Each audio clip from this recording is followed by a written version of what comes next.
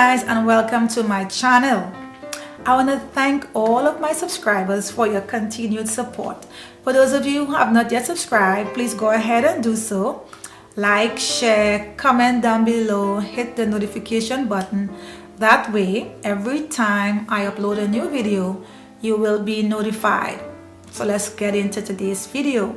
Because mental health and having the right mindset, growth mindset, is so important to your success, I want to create content that will not only educate you but also give you some practical, simple tools and techniques that you can implement immediately that will help you to develop healthy coping skills, enhance your self-image, change negative thinking patterns, and replace them with new ways of thinking. So today I want to talk a little bit about how to eliminate or lessen the frequency of anxiety by creating healthy coping mechanisms. So when we're talking about anxiety here, we're really talking about anxiety disorder, because anxiety in itself is not really bad, right? It is a regular emotion, just like any other emotions that we have. It is just the brain telling us, hey, there is stress. So it's alerting the individual of potential danger. So everyone feels anxious now and again. However, anxiety disorder is different. And when it becomes unhealthy, that's when it becomes a disorder. So anxiety disorder is that intense, uncontrollable emotions like fear, worry, and panic attacks. So how do you eliminate or lessen the frequency of anxiety? It starts with what to avoid.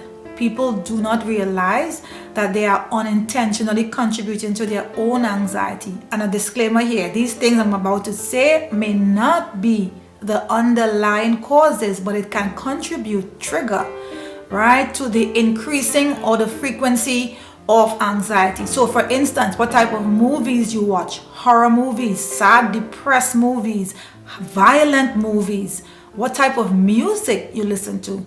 Music influences our emotions. What about the people you have around you?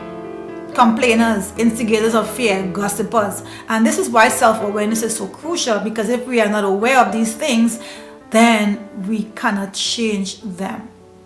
So some techniques that you can use that will be able to lessen the frequency or even eliminate anxiety.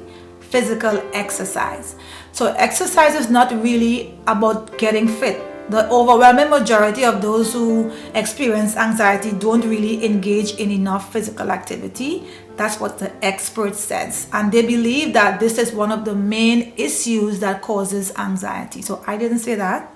So physical activity improves our immune system, and it releases common neurotransmitters known as endorphins, which are responsible for making us feel really happy. It also tires out our muscles, which burns away stress hormones. So it is really important. Another thing is meditation. It has the potential to improve our ability to cope with stress. It teaches healthier breathing, because poor breathing is one of the issues that makes anxiety symptoms worse, especially during a panic attack. So it also helps calm those racing thoughts. So meditation is great. Positive thinking. So learning to think positive is also an important step in learning to cope with anxiety. The truth is, anxiety really does make or causes us to think negative. So there are ways you can train yourself to think positively, and one of those ways I would recommend is to challenge your beliefs. Why am I thinking the way I'm thinking? Are these negative beliefs about myself true? Where did it come from? Track its origin. What triggered it? So there are some questions you can use to identify those negative thinking. And once you identify them, you can replace them with empowering beliefs. Another thing I will recommend is keeping a journal, a gratitude journal. So every day when you get up, write down 3 things that you are grateful for. When we express gratitude, and even when we receive gratitude, our brain releases dopamine and serotonin. That's the 2 crucial neurotransmitters which is responsible for our emotions, and they make us feel good. They enhance our mood immediately, and it really makes us feel happy from inside. So by consciously practicing gratitude every day, we can help these neural pathways strengthen themselves and ultimately create a permanent gratitude positive nature. Healthy diet. Those with panic attacks should avoid caffeine because they seem to be like a trigger. Fattening foods, refined sugar, alcohol, fried foods, they increases anxiety symptoms. So eating habits don't usually cause anxiety, but they can make it worse. And when you have, when your symptoms is worse and it bothers you, right? So why do all of that? Why? There are some great benefits.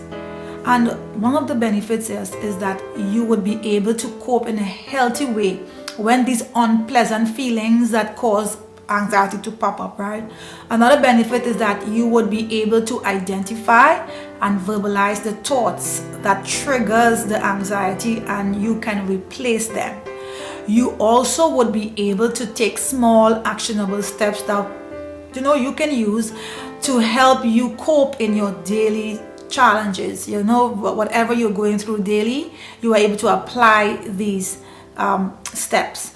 So those are 3 things that you can use right away that will help you to cope with anxiety or lessen the frequency of it. So guys, I want to thank you so much for watching. This is all that I have for you today. So please remember to like, subscribe, hit the notification button, comment down below, and I will see you in the next video. Thank you for watching. Bye.